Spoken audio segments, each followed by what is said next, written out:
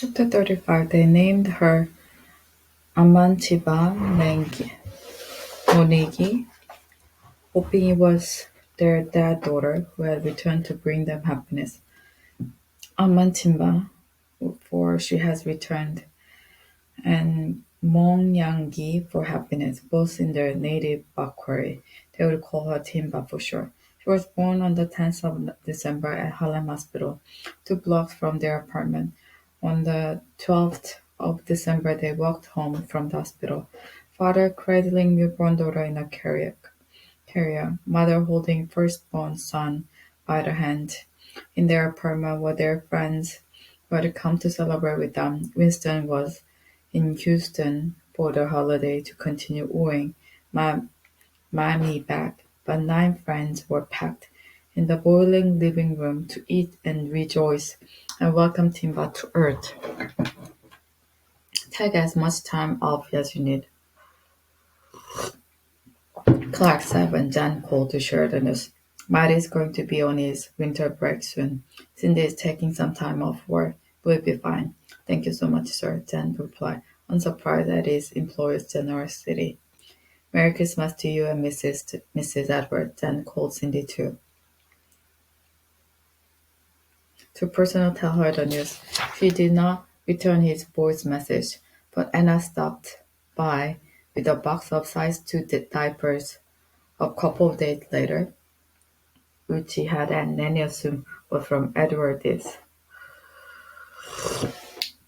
How can we ever thank Mr. and Mrs. Edwards? Nanny asked him after Anna had crewed to Timba and hurriedly left to board the messenger train home to Peekskill. We can't ever, he said. Let's just remember to always thank God for them and for everything we have. Truly we have to, she said. The next day, a letter from immigration arrived for him on the basis of being admitted to the United States in August of 2004 with authorization to remain for a period not to exceed 3 months and staying beyond November 2004 without further authorization. It has been charged that he is subject to removal from the United States, the letter said. He was to appear before an immigration judge to show why he should not be removed from the country. The day was set for the second week of February. There is nothing to worry about, my brother, Bubakar assured him again. When Jan called that evening to discuss the letter, handled I have handled the cases like this before. I know what to do. What are you going to do, Jan asked. There is not much to do during this first hearing. It's only a master calendar hearing. The judge just wanted to verify your name and your address, ask us to admit or deny the charges against you, different kind of protocol, things like that. Then he's going to schedule another day to see you again for who knows when. Like I told you before, my brother, between the black log in the court and me filing one appeal after another, we've finished. We are going to buy you a whole lot of time in this country. How much was all this going to cost? Jen wanted to know if they'd pile up peers one after another to buy time. How much would they each be? It's going to cost good money, my brother. Immigration is not cheap. You just have to do what you're gonna do and pay it. I know my fee is not as cheap as some of those nincompoops who go out there and stammer in front of the judge. But you stick with me. I will help you through this. That's my promise. We are in this together, my brother, step by step together, huh? Dan called Winston after getting off the phone with Bubaka. He did not know what to do. He told his cousin whether to continue believing in Bubaka or change course. I don't know, Bo, Winston said. I think this man is taking you down a bad road. But he says he has handled many cases like mine, and they all got approved in the end. Winston was incredulous. Bubaka, he had decided, was a useless, lo- loud-mouthed button. A former colleague of his who had left Dustin, Connor, and Solomon to start on immigration law practice had recently told him that asylum application could not be won with preposterous tales like that of a man running to America because he was afraid his father-in-law was going to kill him. Who does he think sits in immigration offices? The former colleague had asked for after Winston told him all the pertinent details about Jan's case. Those force on the smartest cookies in the can of federal employees, but they're very intelligent and they've heard enough false stories of persecution and seen enough beautiful young women proclaim endless love to 90-year-old men for the sake of green card that they can tell a contrived story from one that resembles the truth. And sure, the former colleague had added asylum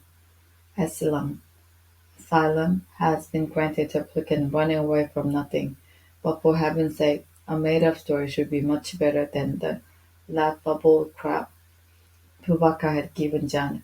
What was also unfaithful about the case, the man went on, was why Jan's asylum application process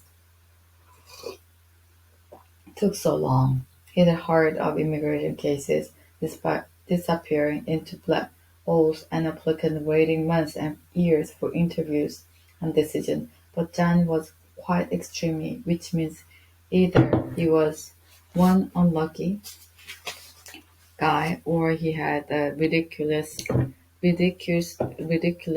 lazy lawyer. Could this former colleague take him on as a client? Then asked when Winston told him about all this. No, was the former colleague's reply. His specialty was bias, investor visas, helping foreign billionaires and multimillionaires obtain entrance and legal status in America through investment, business development, and trade. More lucrative stuff, Dan's case, the former colleague has said, was for much smarter storefront lawyer than Bubaka. Why didn't he use a political affluent story? Winston asked Jan, a question that would have been more useful at their first meeting with Bubaka. Isn't that what most people seeking asylum use? Langaman's younger brother, the one in Montana. He's claiming he left Pace because Baya was going to put him in begging for challenging him. That Payson never went near a voting booth in Pace, but he's now saying he was a member of SDF and submitting evidence of how his friends were beaten and locked up for months and how he who too could be in if he returns to Cameroon. Anyone entering this country can make up any story about what their life was like back in their country. You can say you were a prince or someone who ran an orphanage or a political activist, and the average American will say, "Oh, how wow that." I tell now all the time that I was a political activist in Cameroon. When they start asking me things like, "So how's the political situation in Cameroon?" Instead of thinking up something like that for you, that useless idiot told you to stick to a story about running away from your father-in-law. Winston may be right. Then he said, after Jan told her about their conversation. But if a river has carried a load halfway downstream, why not let it take it all the way to the ocean? Jan agreed.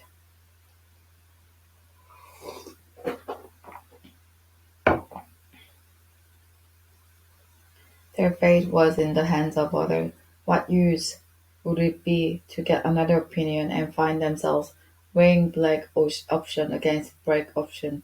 They would stay with Babakar. It was all going to work out. They encouraged each other to be hopeful, to believe that they would one day realize the dream of becoming American. But that night they each had nightmares that they told the other nothing of the next morning. Jan dreamed of knocks of the door, and strange men in uniform taking him away from his fainting wife and crying children. Then he dreamed of returning to a largely deserted limb, a town devoid of the young men and ambitious, scantily populated with those too old, too young, and too fearful to flee to distant land for the riches that could not be gotten in limp. In one dream she saw herself at the annual canoe race at Down Beach, dancing along as empty canoes approached the shore. When she woke up, she pulled her sleeping daughter closer to her bosom and kissed her. Timba was going to enter Lim one day as a proud Cameroonian American returning to see the land of our ancestors, she told herself, not as the child of failed Aeschylus, tossed out the country like food that had turned sour. And Naomi was going to become a real American one day, she whispered in the darkness.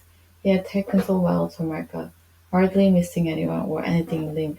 He was happy to be in New York, excited to walk on overcrowded streets and be bombarded by endless noise. He spoke like an American and was so knowledgeable in baseball and all the state capitals that no one who came across him would believe he was not an American but a barely legal immigrant child,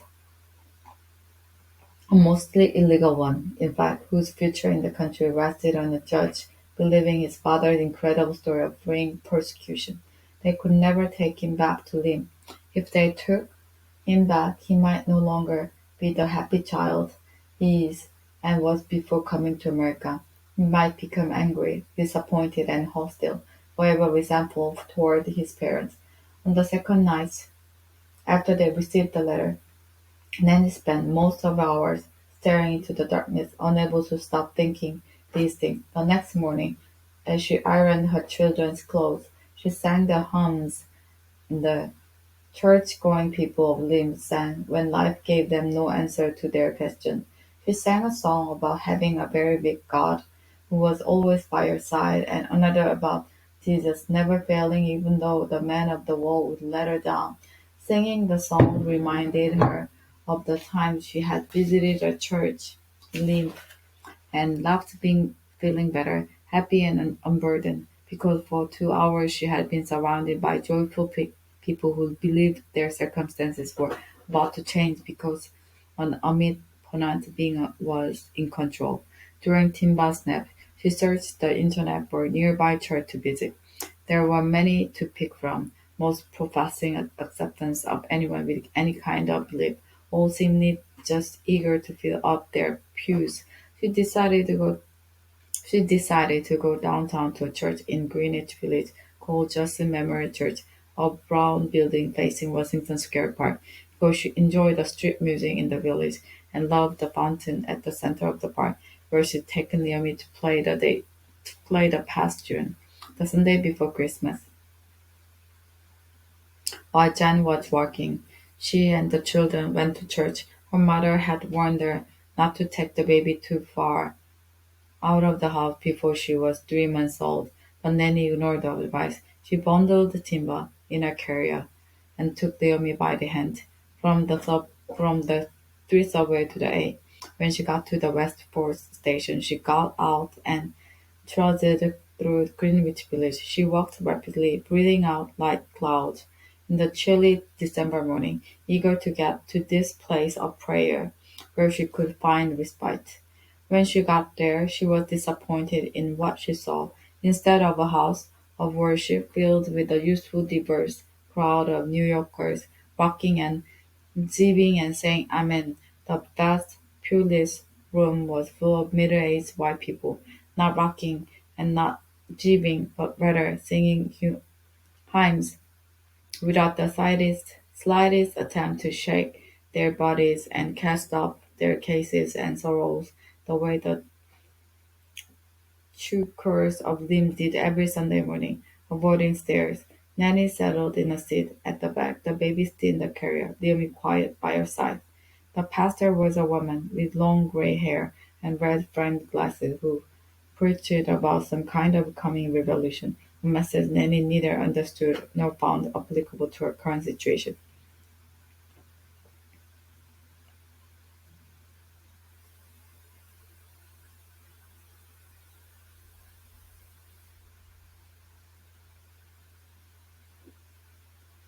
After the service, the pastor came to her and introduced herself as Natasha.